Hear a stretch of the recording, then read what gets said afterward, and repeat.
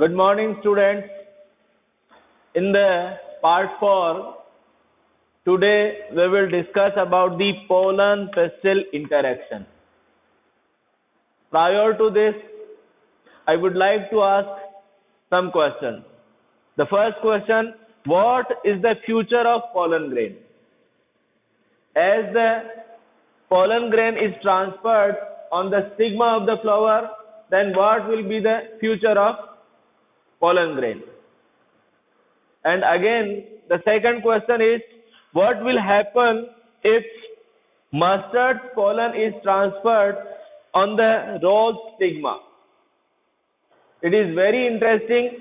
If we will transfer the pollen grain of mustard plant onto the stigma of rose plant, then what will happen? Its answer will be discussed in pollen-pistil interaction. So dear students, what do you mean by this? Basically, all the events from pollen deposition on stigma and after the germination of pollen tube, it reaches to ovule, it shows a specific interaction which is described as below. As I have told you in the introduction of the pollen-pistil interaction, so have a look at pollen-pistil interaction. All the events from pollen deposition on the stigma until pollen tubes enter the ovule are together referred as pollen-pistil interaction. It means after pollination, pollen grain will germinate and it will form a tube which is known as pollen tube and it will enter in the ovule. All these interactions are known as pollen-pistil interaction. But pollen as transferred on the stigma, it does not show the guarantee the transfer of right type of pollen grain to the right type of stigma. For example, if wheat pollen grains are transferred on the stigma of the maize plant, then it will not show the pollen tube germination, because pollen grain identifies the stigma of the same species.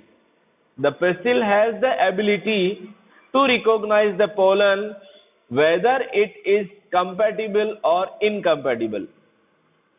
If it is right type of stigma, allow the pollen to germinate. For example, suppose mustard pollen grain is transferred on the stigma of the mustard flower, then it will germinate, because mustard stigma will recognize the pollen of mustard plants.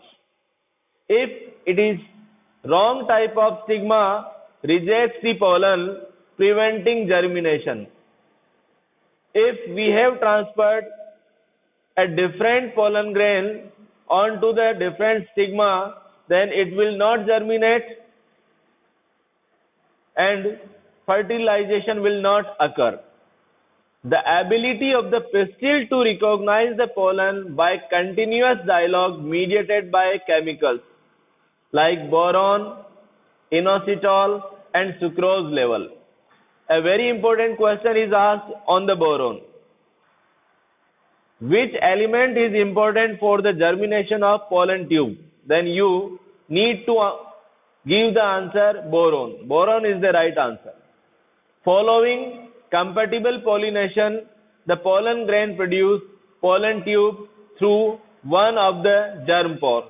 As I have already discussed, pollen grain has many small pores on its outer exine surface. This is known as germ pores, and germ tube will come out from the germ pore. A figure is given here. You can see this is the stigma of the plant. This long part is known as style, and this swollen part of the gynoecium or pistil is known as ovary. This is the pollen grain. As it is transferred here, then it will show the interaction and a long tube is formed. This yellow colored tube is pollen tube and it possesses two male gametes and it will show the transfer towards ovule. Now the next topic is double fertilization. I have already told you that every germinating pollen tube has male gametes and it will show the double fertilization. The diagrammatic presentation of pollen pistil interaction is this.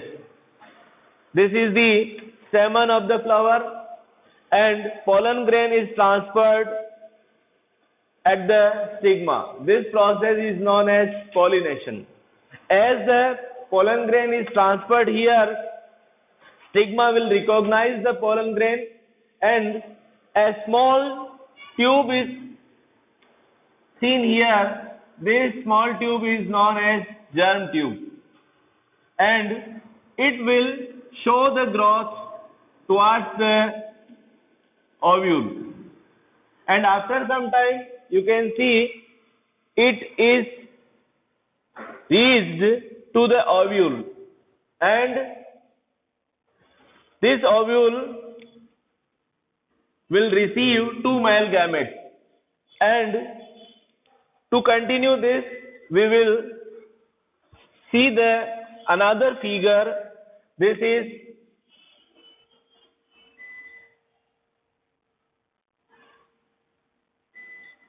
pollen tube. It has vegetative cell as a bodyguard and these are the two male gametes.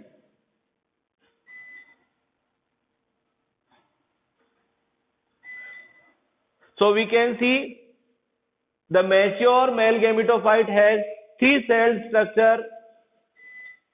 This one is vegetative cell.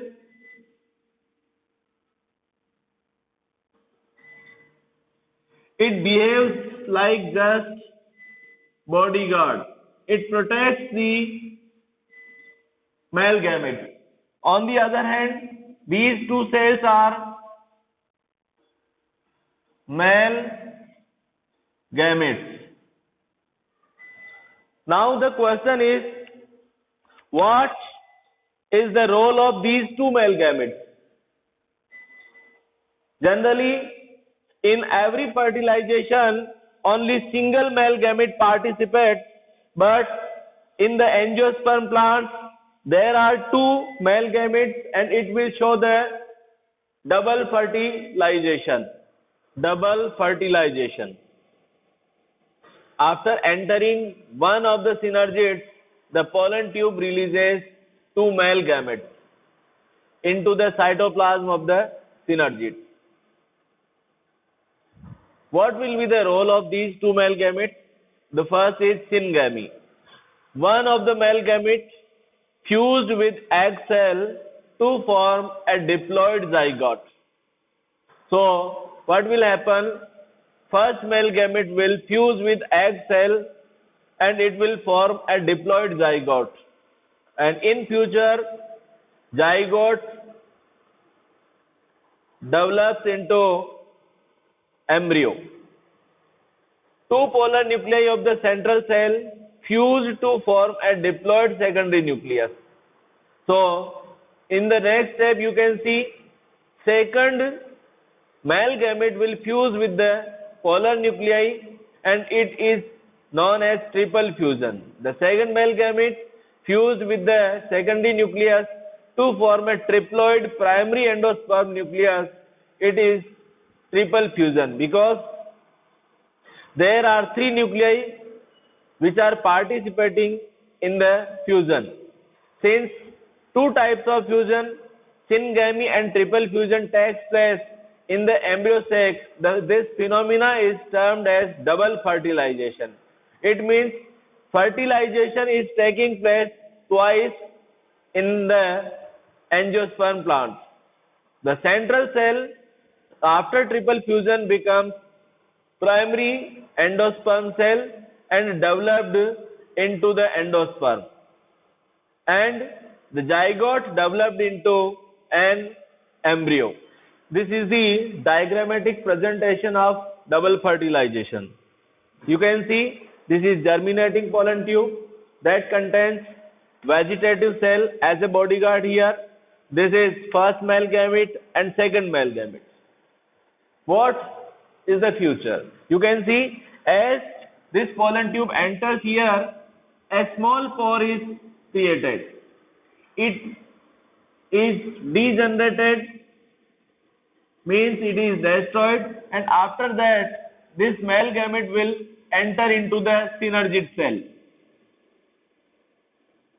and after that first male gamete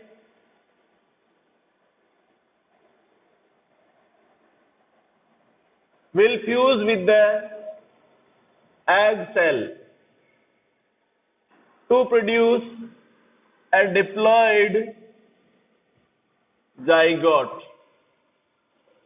While you can see this is the second male gamete, it will reach here to fuse with polar nuclei. You can see these are the polar nuclei, and this is second male gamete.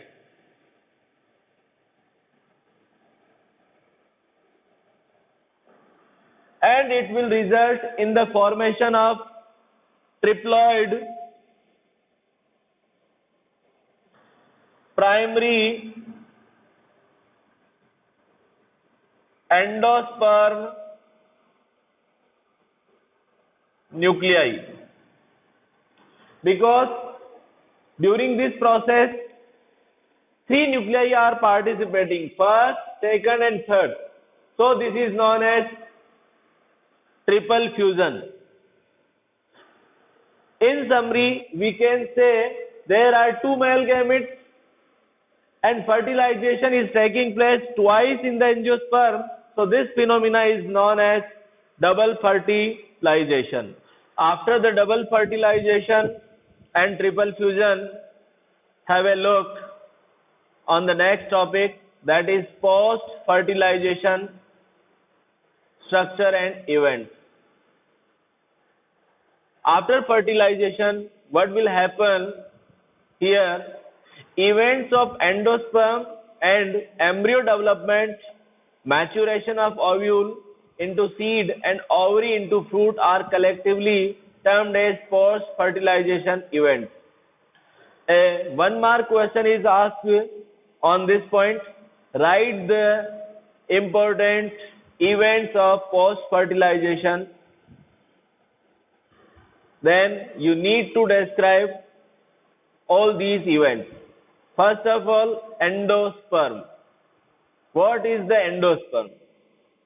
Development of endosperm takes place before the embryo development. Primary endosperm cell divides repeatedly to form triploid endosperm. Basically, it is the result of triple fusion. Cells are filled with reserve food materials and are used for the nutrition of the developing embryo. Primary endosperm nuclei, which is shown by PEN, undergoes successive nuclear division to give rise to free nuclei. This is called free nuclear endosperm. And subsequently, cell wall formation takes place and becomes cellular endosperm. The coconut water is free nuclear endosperm and the white kernel is cellular endosperm. This is the most important question. The question will be, what is coconut water? Then you need to give the answer, it is free nuclear endosperm. While what is the kernel? It is known as chatak in local language. Endosperm may be consumed completely during embryo development, and it may be consumed during germination of seed. So basically endosperm provides nutrition during the development of embryo in the plant. Now what is embryo? This is the result of first fertilization, means it is the product of syngamy. Zygote formed and placed at the micropylar end of the embryo sac, because egg cell is found towards the micropylar end. Zygote starts its development only after some amount of endosperm formed. So it is a continuous process, and embryo development takes place in following stages. The first is proembryo. This is the simple stage of the embryo in which cell will divide up to 2 or 4 or 8 cell stage. After that, it takes a ball-like shape. This is known as globular stage, and the next stage is heart-shaped embryo. And finally, as the embryo is matured, it converts into cotyledonary shape and known as cotyledonary embryo. A brief description is given in figure 2.13. This is the embryo sac, in which this is micropylar end, where degenerating synergid cells can be seen, and egg cell develops into zygote. It is diploid in nature. In the central part, after the result of triple fusion, primary endosperm cell is developed, which will convert into endosperm after successive mitotic cell divisions. And in the chalazal end, antipodal cells are degenerated, and it is given in the figure A. In the next one, this is zygote. It is diploid in nature, and it shows unequal mitotic cell division, in which one cell is small and the another cell is large in size. The smaller cell is known as CA, apical cell, and the larger cell is known as CB. This is the basal cell. The future of apical cell is to form embryo, while basal cell will develop suspension of the embryo. So you can see this is the long tail-like structure. This is suspension, and this round shaped embryo is known as globular embryo. While in the next figure you can see it is just looking like heart-like structure. This is heart-shaped embryo, and after the complete maturation, it is developed into the mature embryo, and this is known as cotyledonary embryo. So you can see these are the cotyledons. It is radical, and this smaller part is suspensor. Now there are two types of embryos will be discussed here. The first is dicot embryo. A typical dicotyledonous embryo consists of an embryonal axis, and it has two cotyledons. Embryonal axis above the cotyledon is known as epicotyles. This is most important part. The embryonal axis above the cotyledon is epicotyle. The terminal part of the epicotyle is known as plumule, that give rise to the shoot. It will develop the stem in future. While embryonal axis below the cotyledon is known as hypocotyle, and its terminal part is known as hypocotyle and radical. It develops root tip in future. The root tip is covered by root cap. The figure A, this is the structure of basically dicot embryo. While in monocot embryo, it possesses only one cotyledon. It is found in grass family. For example, wheat, maize, grasses, etc. In grass family, the cotyledon is known as scutellum. This is another one important question. What is scutellum? Basically, this is the cotyledon of monocot embryo. Scutellum situated towards one side of the embryonal axis. Radicle and the root cap enclosed by a sheath, also known as coleorhiza. The portion of the embryonal axis above the level of attachment of scutellum is called epicotyle.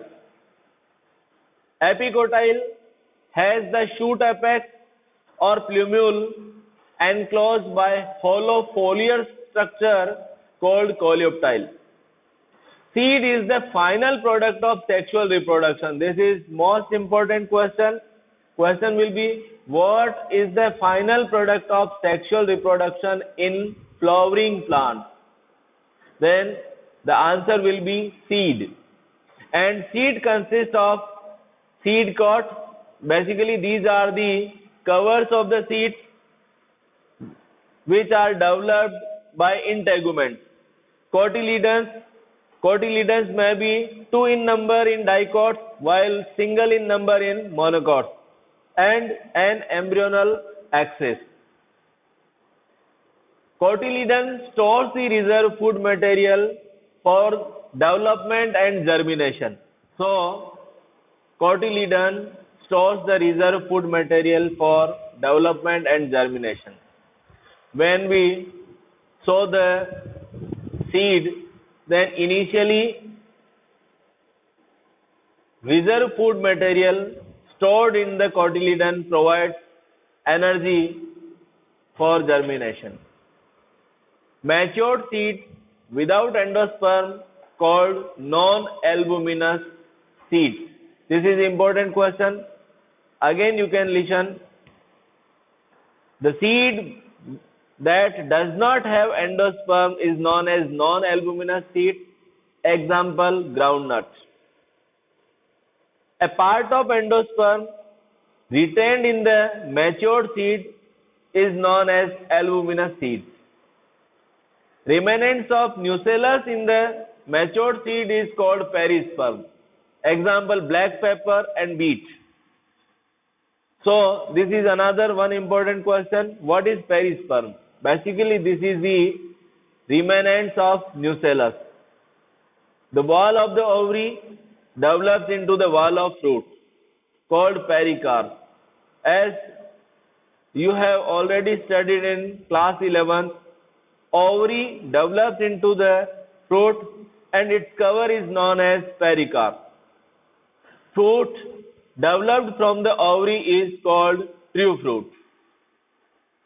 While in apple, strawberry, cashew, the thalamus contributes in the fruit formation. So these are the false fruits. Fruit developed without fertilization is known as parthenocarpic fruits, and this process is known as parthenogenesis. As you have seen, when we buy the papaya from the market, sometimes seeds are absent. It means that is the result of parthenogenesis. Next topic is apomixis and polyembryony. Apomixis is very common in Asteraceae and grasses. Seeds are produced without fertilization. Apomixis is a type of asexual reproduction which mimics the sexual reproduction. It means all the events are just similar to the sexual reproduction, but it is not sexual reproduction. Diploid egg cell is formed without meiosis and develops into seed without fertilization. It means In apomixis, meiosis and fertilization is absent. In citrus and mango, the nucellar cells start dividing to protrude into the embryo sac and develop into embryo. Ovule having more than one embryos is termed as polyembryony. It is discovered by Linnaeus in orange plant. Many times this question is asked, who discovered the polyembryony? Linnaeus. Hybrid plants are developed by apomixis to maintain their genetic identity. And in the last part of the chapter, artificial hybridization. We will discuss it in chapter number 5 and chapter number 9 also. One of the major approaches of crop improvement program is called artificial hybridization. Only desired pollen grain used for the pollination. Stigma is protected from contamination from unwanted pollen grain. So what will happen? First of all, stigma is covered by a polythene or paper bag. This is known as bagging. And another important term is emasculation. Removal of anthers from the flower bud before the anther dices is called emasculation. It means you need to remove the stamens from the flower. Emasculated flowers covered by bag generally made up of butter paper to prevent contamination of its stigma with unwanted pollen. This step is known as bagging. If the female flower is unisexual, there is no need of emasculation. And at the last, I would like to say this chapter is completed. You need to complete the homework and I will send the important questions in the WhatsApp group of class 12 biology. Thank you. Have a nice day.